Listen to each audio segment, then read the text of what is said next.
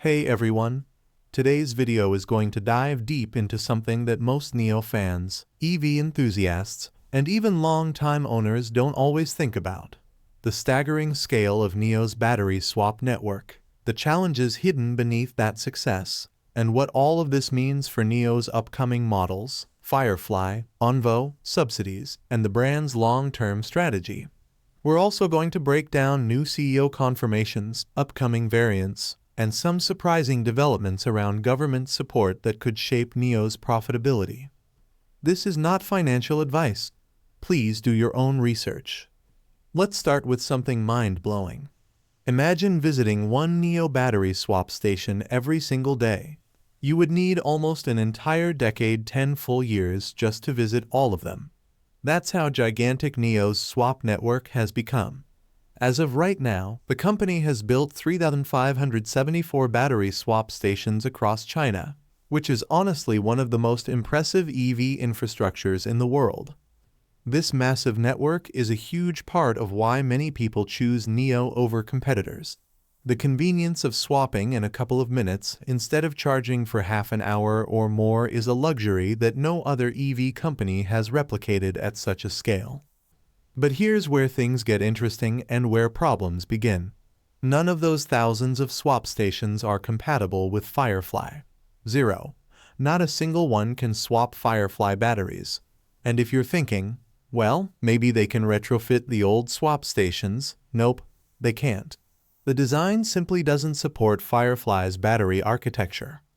So, NIO will have to build a separate ecosystem of swap stations exclusively for Firefly models. That's a major task and a major cost. Even more surprising, only around 1,000 existing stations support the ONVO battery packs and the newest generation of NIO vehicles like the updated ES8 or the ET9. That means 2/3 of the entire network cannot yet accommodate the next generation battery standards. This is going to be one of NIO's biggest challenges over the next few years, unifying a system with multiple battery formats without creating chaos for owners. Now, let's talk about something the CEO recently confirmed. He revealed that Firefly will eventually get a larger battery pack, about 50% more capacity than the current one. That's massive news for Firefly owners, especially those who want to take road trips or need long-range flexibility. The moment Firefly-compatible swap stations are available, owners will be able to temporarily upgrade to the larger battery for long journeys, similar to how existing NIO owners use longer range packs for vacations. The catch: swap stations will now have to accommodate these additional pack sizes on top of the many battery variants already circulating in the NIO ecosystem. Allocating inventory and balancing supply is going to be an enormous operational puzzle. Speaking of new things, let's talk about upcoming vehicles. NIO has launched a special ES6 Milestone Edition, advertised as a limited edition, but they never mentioned how limited. There's no set number of units, no defined production cap. It seems like the limitation is based on time, not volume. They'll likely sell this version until the end of the year or until NIO decides to stop offering it. This is a strategy NIO has used before. They've been really smart about re-energizing demand by dropping special versions at the right time. We saw this with the ET5T Special Edition and certain Firefly limited editions. It's a way to create buzz without needing an entirely new model. As for what's actually different about the Milestone Edition, not much in terms of hardware. You get exclusive embroidery on the headrests, a special badge on the rear, and another small badge on the door. That's pretty much it. But the package does include about 24K RMB worth of options for only 10K RMB. So financially, it's a solid deal if you're considering an ES6. However, here's the question. If you're already spending that much, would you jump up a little more and get the ES8 instead? For a relatively small price difference, you could get NIO's 900-volt NT 3.0 flagship with 3 rows, huge screens, and premium features. Personally, I'd choose the ES8, but everyone's needs are different. Let me know which one you would pick, the special ES6 edition or the full-on ES8. The Milestone Edition is being released to celebrate 300K cumulative ES6 deliveries. That is an enormous accomplishment. Any brand selling 300K units of a single model deserves attention. And here's another milestone. NIO has now surpassed 90 million battery swaps. Yes, 90 million. That's a staggering number. But it raises a question. How many of those swaps were free?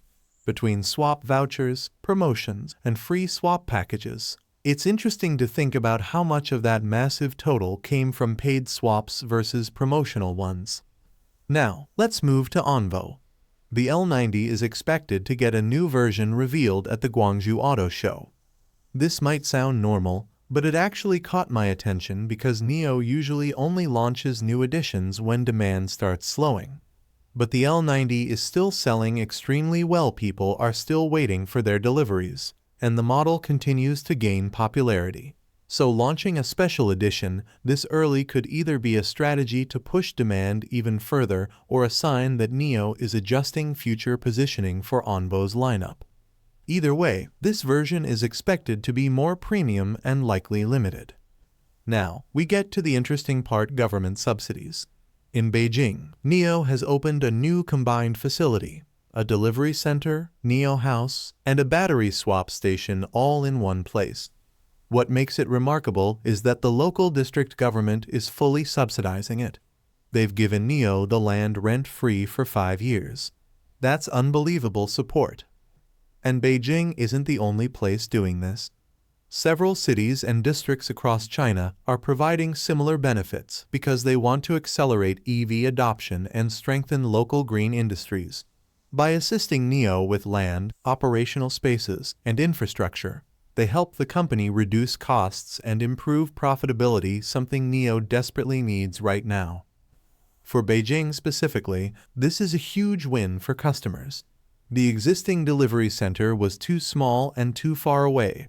Adding a second, larger one means deliveries will be smoother, faster, and far less frustrating for new buyers. This alone could boost NIO's delivery numbers over the next few quarters. To wrap everything up, NIO's battery swap network is absolutely colossal, but its size comes with hidden challenges, especially with new models like Firefly and ONVO requiring different battery standards. The CEO's confirmation about larger Firefly batteries is exciting, but it puts pressure on the swap system once again. We're seeing new special editions like the ES6 Milestone Edition and the ONVO L90, which suggests NIO is trying to keep demand strong and momentum steady. Add to that the incredible figure of 90 million battery swaps, and it's clear NIO has built something no other EV brand has. Finally, government support is playing a huge role.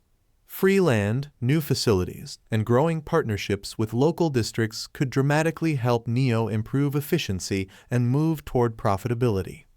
If NIO can manage the complexity of its swap system and continue scaling smartly, the next 2 years could be transformative for the company. Thank you for joining us today. If you enjoyed the video, don't forget to hit the like button and subscribe to our channel for more stock predictions and market insights. Remember to turn on the notification bell so you never miss an update. Happy investing, and see you in the next video.